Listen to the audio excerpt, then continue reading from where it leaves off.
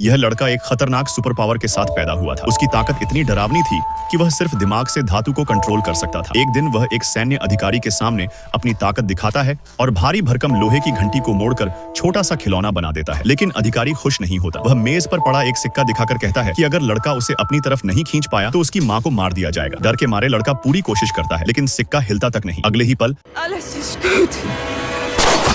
अधिकारी उसकी मां को बेरहमी से मार देता है। यह नजारा देखकर 10 साल से भी कम उम्र का वह बच्चा पूरी तरह टूट जाता है। मां की लाश और अधिकारी की ठंडी मुस्कान उसकी आंखों में बस जाती है। तभी उसके अंदर दबी हुई ताकत फट पड़ती है। आसपास का हर लोहे का सामान बेकाबू होकर टूटने लगता है। कमरे में तबाही मच जाती है और 2 सैनिक वहीं मारे जाते हैं। पूरा कमरा अफरा तफरी से भर जाता है। लेकिन यह सब देखकर अधिकारी खुश हो जाता है, क्योंकि वही वह चाहता था। वह मेज पर पड़ा वही सिक्का उठाकर लड़के को देता है और उसे कैद कर गहराई से उसकी ताकत पर रिसर्च करने का फैसला करता है। कई साल बीत जाते हैं। वही लड़का जिसका नाम एरिक था अब जवान हो चुका था और किसी तरह उस प्रयोगशाला से भाग निकलता है। अब उसके जीने का सिर्फ एक ही मकसद था, उस अधिकारी को ढूंढना जिसने उसकी मां को मारा था। बदला लेना, 1000 गुना बदला। इसी तलाश में एरिक दुनिया की सबसे ताकतवर जगहों में से एक पर पहुंचता है और वहां के बड़े अधिकारी को धमकाकर सेबास्टियन नाम के उस आदमी का पता पूछता है। जब वह कुछ नहीं बताता तो एरिक अपनी ताकत से उसके दांतों में लगे लोहे को घुमाने लगता है। असहनीय दर्द में तड़पता हुआ वह आखिरकार सेबास्टियन का पता बता देता है। एरिक तुरंत वहां पहुंचता है, लेकिन सेबास्टियन वहां नहीं होता। सिर्फ उसके आदमी मौजूद होते हैं। कुछ ही सेकंड में एरिक अपनी ताकत से हालात पलट देता है। एक आदमी गोली चलाने की कोशिश करता है, लेकिन बंदूक घूमकर